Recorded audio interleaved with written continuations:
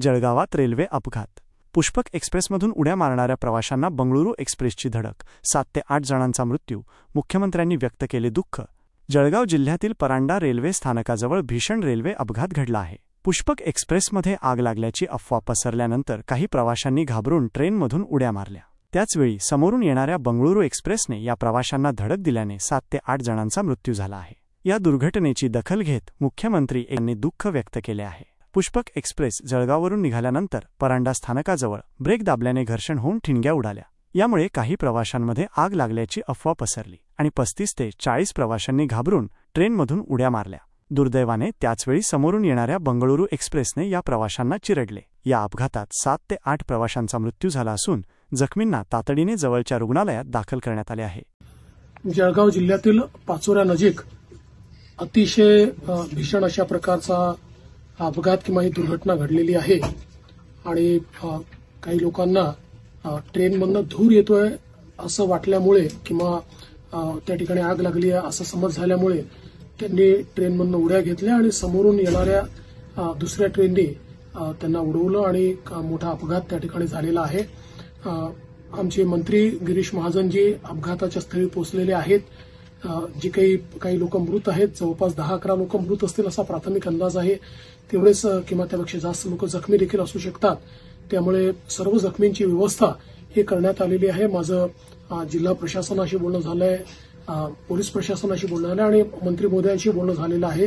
ज्यांना जे त्या ठिकाणी मृत आहेत त्यांच्या कुटुंबाला 5 लाख रुपये मदत ही महाराष्ट्र सरकारच्या वतीनं आम्ही देणार आहोत आणि जे जखमी आहेत त्यांचा संपूर्ण उपचार हा वेगवेगळ्या हॉस्पिटल्समध्ये जिथे जिथे ते आहेत तो सगळा मोफत उपचार त्या ठिकाणी करण्यात येईल आणि त्यांचे जे नातेवाईक आहेत त्या नातेवाईकांच्या फॅसिलिटेशन करता किंवा त्यांना नीट सगळ्या गोष्टी मिळाव्यात अशा करता देखील सर्व प्रकारचे निर्देश देण्यात आलेले आहेत.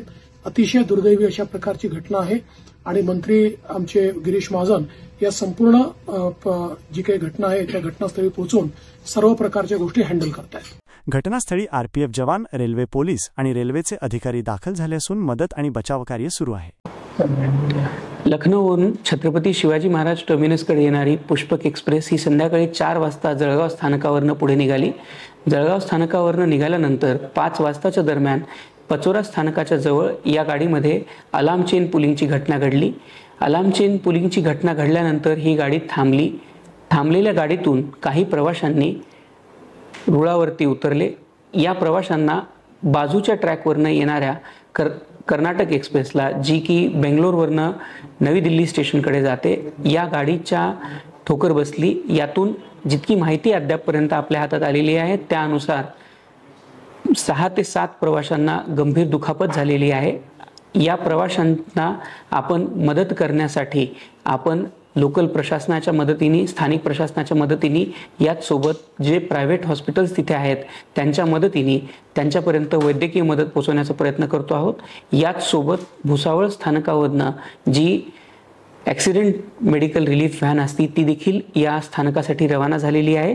याचसोबत आपल्याकडं विविध स्थानकांवरती हेल्प डेस्क नंबर देखील ॲक्टिवेट केले गेलेले आहेत, ज्यांचे नंबर खालीलप्रमाणे आहेत.